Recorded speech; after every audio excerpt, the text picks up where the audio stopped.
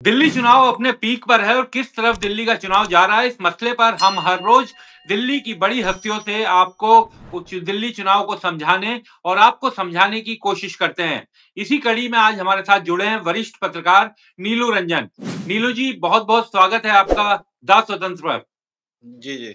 धन्यवाद। नील नीलू जी, अब दिल्ली का चुनाव एकदम पीक पर अपने पहुंच गया है। 5 तारीख को दिल्ली के लोग वोटिंग करेंगे। किस दिशा में दिल्ली के चुनाव को बढ़ते हुए आप देख रहे हैं?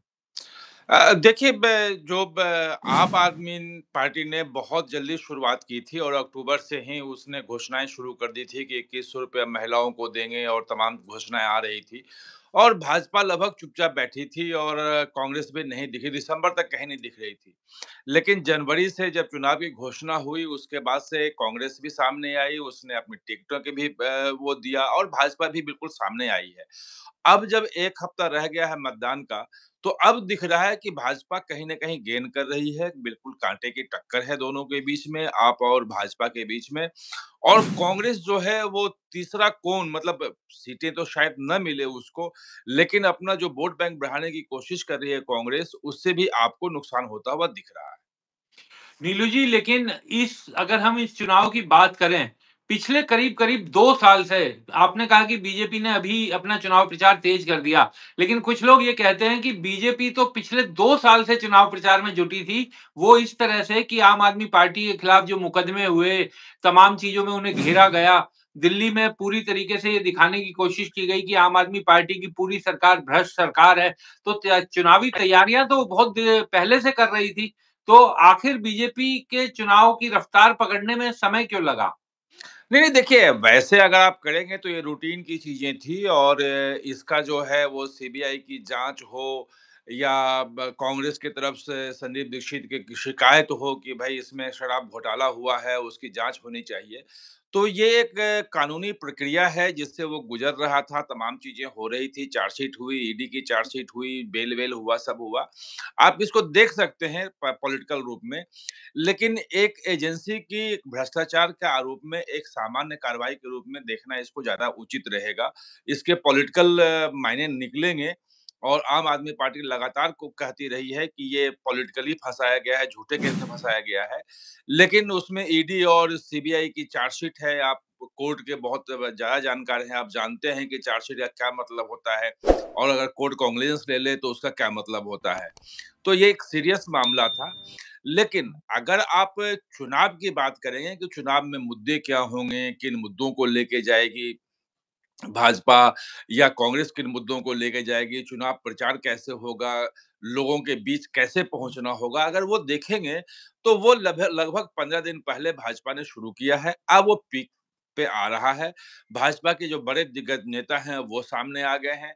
3 बार में भाजपा ने अपनी घोषणा पत्र जो संकल्प पत्र कहते हैं, वो जारी कर दिया है और जो फ्रीबीज़ है, उस मामले में कहीं न कहीं से केजरीवाल को टक्कर देने की भी कोशिश कर मैं रहे मैं हैं। मैं यही यही आपसे बात करना चाहता था कि मेरा ये सवाल था अगला कि फ्रीबीज़ जिसको अरविंद केजरीवाल बाकायदा रेवड़ी का नाम लेते हैं नीलू जी, और वो उन्होंने एक प्रेस कॉन्फ्रेंस भी की थी जिसमें उन्होंने रेवड़ी ऐसे दिखाते हुए एक थैली में कहा था कि मैं अपने लोगों को जो दिल्ली के लोगों को रेवड़ियाँ बाँटूँगा। और अब बीजेपी खुद प्रधानमंत्री जो रेवड़ी शब्द का बहुत आलोचना करते थे और कहते थे कि देश की अर्थव्यवस्था के लिए ठीक नहीं है।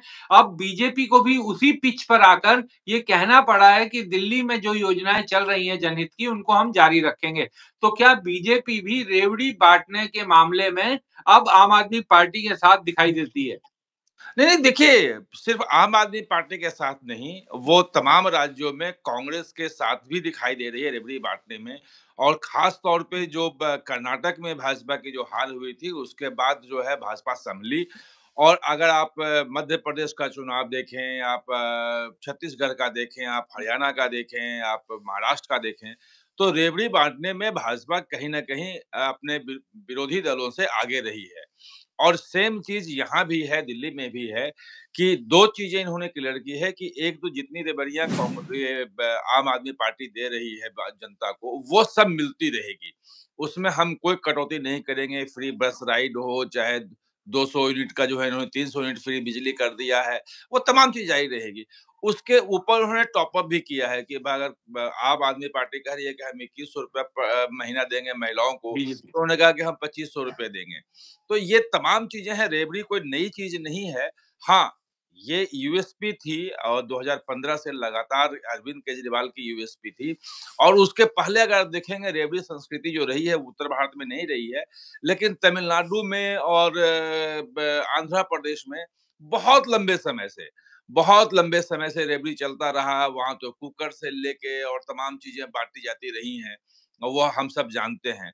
लेकिन अब जनता को फ्री में चाहिए, ये भाजपा समझ गई है कि हम सिर्फ और सिर्फ वादे करके डेवलपमेंट के आधार पर नहीं ले सकते हैं वोट। जनता को सीधे सीधे कुछ ना कुछ फायदा पहुंचाना पड़ेगा, चाहे वो महिला सम्मान के नाम पे जो सहायता देने की बात हो, 2000 कहीं 1500 कहीं 1100 दे रही है। दिल्ली में इन्होंने 2500 का वादा किया है। तो जो रेवड़ी, जो अरविंद केजरीवाल का अपना यूएसपी था, यूनिक सेलिंग पॉइंट था, जिसके बदौलत वो खास तौर पे निम्न मध्यम वर्ग और गरीब जनता का जो है वोट उनका एक मुश्त मिलता था और एक वोट बैंक तैयार किया था अरविंद केजरीवाल ने पिछले 10 सालों में। उस वोट बैंक को एड्रेस करने के लिए उसको इन्होंने अपना लिया है भाजपा ने और कांग्रेस ने भी अपना लिया है।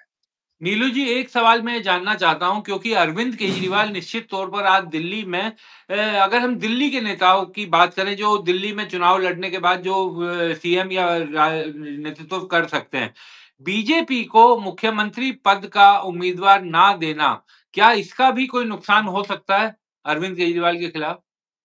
देखिए, इसके अलग-अलग अर्थ निकाले जा सकते हैं क्योंकि भाजपा कई राज्यों में चुनाव लड़ी है जहाँ पे उसने मुख्यमंत्री का चेहरा नहीं दिया है। जैसे पिछली बार अगर आप लास्ट इलेक्शन ही देखेंगे, तो राजस्थान में कोई चेहरा नहीं था, छत्तीसगढ़ में कोई चेहरा नहीं था, मध्य प्रदेश में मुख्यमंत्री सिटिंग होते हुए भी कोई चेहरा नहीं दिया और साफ कर दिया कि शिवराज सिंह चौहान जो है मुख्यमंत्री के दावेदार नहीं होंगे। इसी तरह से आसाम में आप देखेंगे तो वहाँ पे सिटिंग चीफ मिनिस्टर होते हुए भाजपा ने कह दिया था कि भाई कोई चेहरा नहीं होगा और बाद में हेमंत नहीं, बिस्वा। वो सब तमाम राज्यों का तो देखा, मैं सिर्फ दिल्ली स्पेसिफिक जानना चाह रहा हूँ। दिल्ली की परिस्थितियों को देखते हुए क्या बीजेपी को इसका नुकसान हो सकता है? क्योंकि हर राज्य की परिस्थिति और स्थितियाँ भी अलग-अलग होती हैं।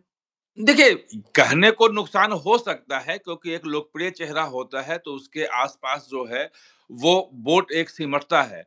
लेकिन अगर आप 2015 का इलेक्शन देखेंगे तो उसमें जो हाँ। चेहरा उतारने के कारण जो बीजेपी को नुकसान हुआ, किरण बेदी के रूप में एक चेहरा दिया, तो उससे भाजपा कहीं न कहीं सँभली है कि चेहरा उतारने से नुकसान भी हो सकता है। अगर पूर्वांचली चेहरा उतार दिया तो बाकी लोग नाराज़ हो सकते हैं, हाँ। अगर जाट चेहरा उतार दिया तो बाकी नाराज़ हो सकते हैं।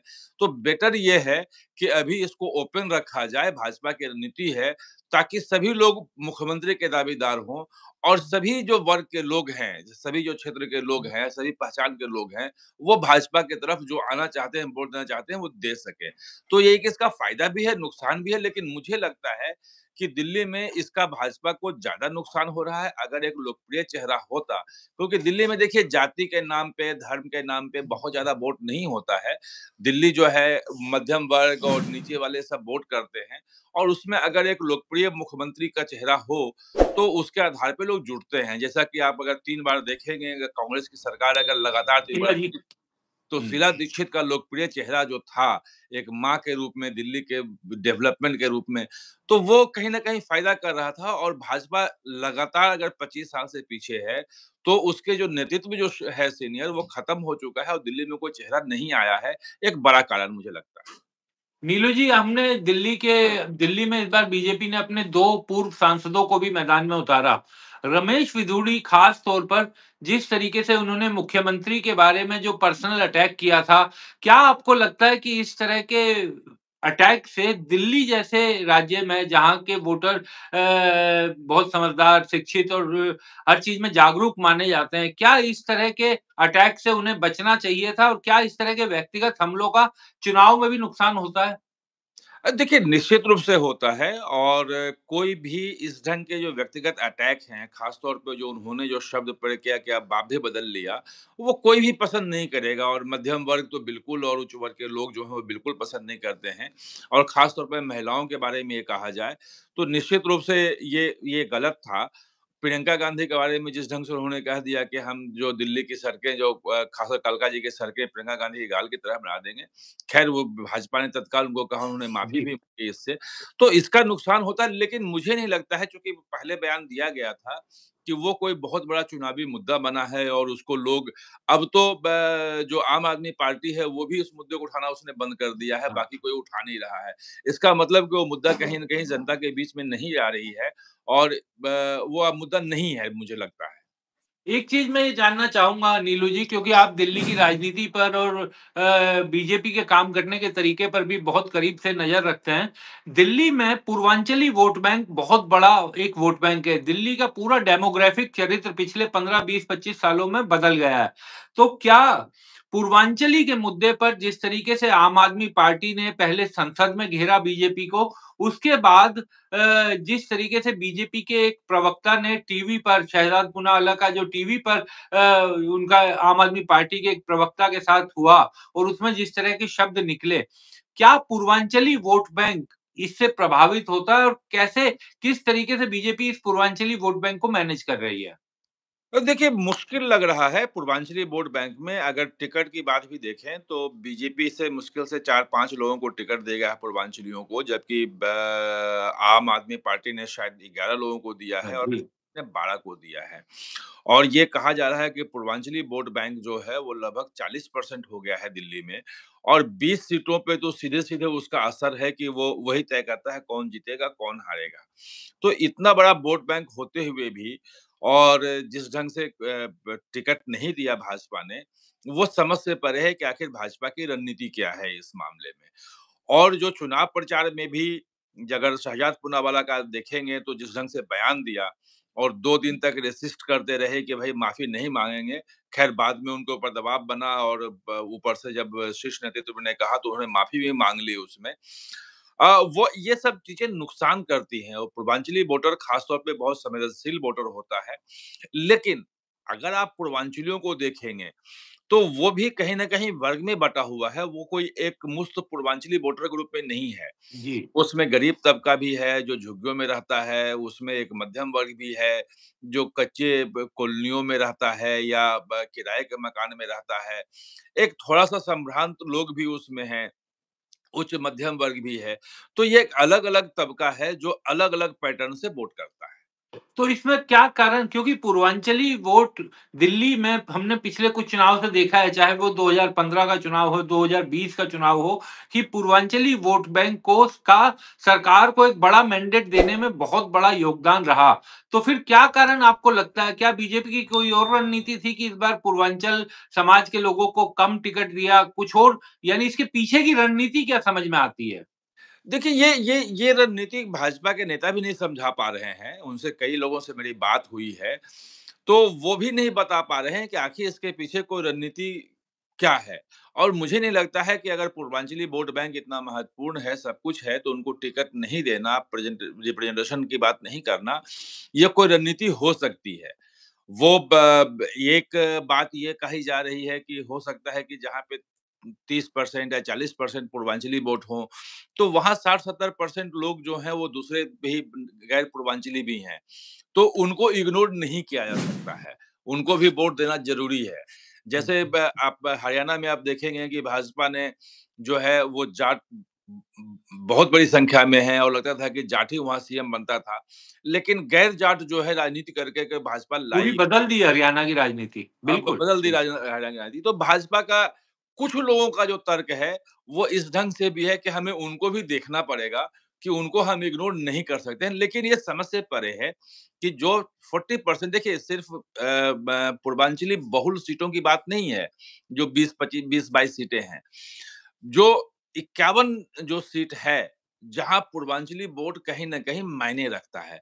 मायने इस रूप में रखता है कि अगर आप देखेंगे कि जो 2020 का चुनाव था, उसमें 41 सीटों का जो फैसला हुआ था, वो 20,000 से कम वोटों के अंतर से हुआ। बिल्कुल।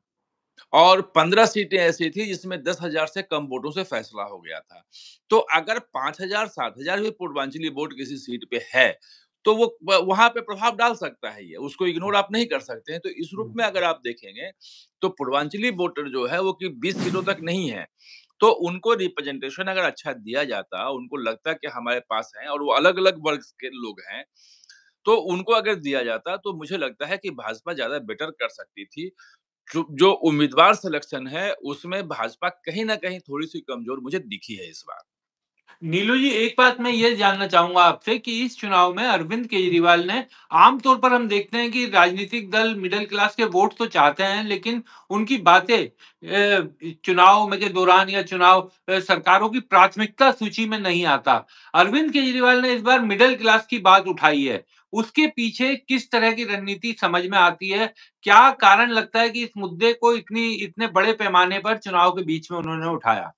नहीं देखिए, इसलिए उठाया कि मिडिल क्लास जो है, वो फ्रीबीज़ से ज़्यादा प्रभावित नहीं है। मिडिल क्लास जो प्रभावित है, वो जो गंदा पानी आ रहा है नल में, जो सीवेज जो गलियों में बह रहा है, उससे है, जो पॉल्यूशन यहाँ बढ़ रहा है, उससे प्रभावित है। तो ये चीज़ें जो हैं, वो जो डेवलपमेंट नहीं हुआ, सड़कें जो टूटी हुई हैं, उससे प्रभावित है। तो वो कहीं न कहीं से मिडिल क्लास बड़ा क्लास है दिल्ली में। मतलब कुछ लोग तो 67% का अनुमान लगाते हैं, एक कुछ लोग है कि 45% मिडिल क्लास यहाँ पे है। अगर 40-45% भी मिडिल क्लास मान लें, तो वो बहुत बड़ी संख्या हो जाती है। और अभी तक अगर 67 और ब 62 सीटें आपको आई हैं, तो उसमें मिडिल क्लास की बड़ी भूमिका रही है। बिल्कुल, बिल्कुल। और खास तौर पे अगर अन्ना आंदोलन में देखेंगे तो अन्ना आंदोलन जो है झुग्गी-झोपड़ी गरीबों का नहीं था, वो मिडिल क्लास का आंदोलन था और जिसने अरविंद केजरीवाल को इतना बड़ा नेता बना दिया। वो जो सोसाइटी में रहने वाला मिडिल क्लास है, जो कॉलोनियों में रहने वाला मिडिल क्लास है, वो कहीं न कहीं से इस बार जो है, वो अलग हो रहा है, जो आम आदमी पार्टी समझ रही है कि ये मिडिल क्लास हमसे दूर हो रहा है। तो उसको कैसे लाया जाए, क्या किया जाए, तो मिडिल क्लास का मुद्दा उठा रहे हैं। सवाल ये है कि मिडिल क्लास को देने के लिए अरविंद केजरीवाल के पास भी बहुत कुछ नहीं है। जो जी। घोषणाएँ थी वो ये थी कि जो सोसाइटी है, जो सोसाइटियाँ बनी हुई हैं, उसमें जितना भी खर्च आएगा सिक्योरिटी का वो सरकार दे देगी। एकमात्र मुझे घोषणा ये लगी उनमें। अब वो वादा कर रहे हैं कि हमने जो 2-3 काम नहीं किए हैं, सड़कें हम नहीं बनवा पाए, सीवर हम नहीं कर पाए, यमुना हम साफ नहीं करवा पाए, तो इन चीज़ों को हम अगले 5 साल में पूरा कर देंगे। और बाकी जो छूट देने की बात है, उसके लिए वो प्रधानमंत्री को चिट्ठी लिख रहे हैं। सवाल ये है कि इनके पास देने के लिए बहुत कुछ नहीं है, मिडल क्लास वालों के लिए। जो स्कूल खुले हैं, जो ब ब जिसके बारे में ये कह रहे हैं कि स्कूल है, मोहल्ला क्लिनिक है, ये नीचे वाला तबका जो है, झुग्गी-झोपड़ी गरीब तबका है, उसके ज़्यादा काम आ रहा है, उसके लिए ज़्यादा बेहतर है, रेवड़ियाँ भी उन्हीं के लिए है। मिडल क्लास के लिए जो स्कूलों में फीस है, उसमें कहीं कोई कमी नहीं है, जो अस्पतालों के चक्कर उसको लगाने पड़ रहे हैं, उसमें कहीं नहीं है। नहीं, तो दिल्ली की स्कूल की फीस में तो नीलू जी कहा जाता है और दावा किया जाता है कि एनसीआर के मुकाबले दिल्ली के स्कूलों की फीस फिर भी लगाम लगी हुई है, इस तरीके के दावे किए जाते हैं। और बड़ी संस्थाएँ, बड़े स्कूल जो जो चेन्स ऑफ स्कूल हैं, उनके दिल्ली की ब्रांच और एनसीआर की ब्रांच की फीस में भी फ़र्क है, इस तरह की बातें कही जाती हैं। नहीं हो सकता है, इसमें हो सकता है, लेकिन वो बहुत बड़ा फ़र्क हो हाँ, ऐसा बिल्कुल।